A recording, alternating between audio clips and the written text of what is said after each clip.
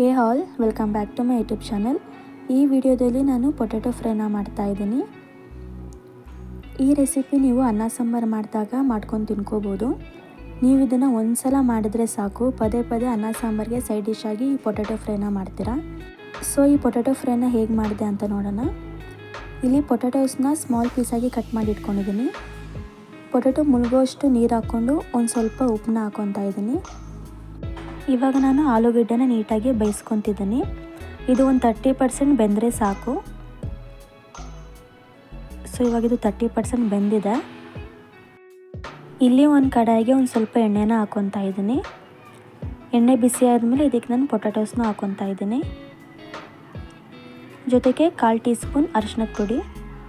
ಇದಿಷ್ಟು ಹಾಕ್ಕೊಂಡು ಆವಾಗ ನೀವು 30% ನೀರಲ್ಲಿ ನೀಟಾಗಿ ಬೇಯಿಸ್ಕೊಂಡಿದ್ರಿ. ಇವಾಗ ಎಣ್ಣೆಲಿ ನೀಟಾಗಿ 70% ಫ್ರೈ ಮಾಡ್ಕೊಳ್ಳಿ.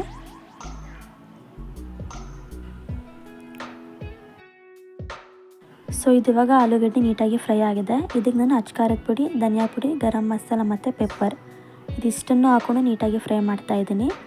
ಇಲ್ಲಿ ನಾನು ಉಪ್ಪನ್ನ ಹಾಕ್ಕೊತಿಲ್ಲ, ಬಿಕಾಸ್ ಆವಾಗಲೇ ಉಪ್ಪು ಹಾಕ್ಕೊಂಡಿದ್ದೆ. ಸೊ ಇದನ್ನು 1 ನಿಮಿಷ ಹಾಗೆ ಫ್ರೈ ಮಾಡಿದ್ರೆ ಈ ರೆಸಿಪಿ ರೆಡಿ ಆಗುತ್ತೆ. ಸೊ ನಿಮಗೆ ಈ ವಿಡಿಯೋ ಇಷ್ಟ ಆಗಿದರೆ ಪ್ಲೀಸ್ ಲೈಕ್ ಮಾಡಿ, ಶೇರ್ ಮಾಡಿ, ಕಮೆಂಟ್ ಮಾಡಿ. Thank you for watching.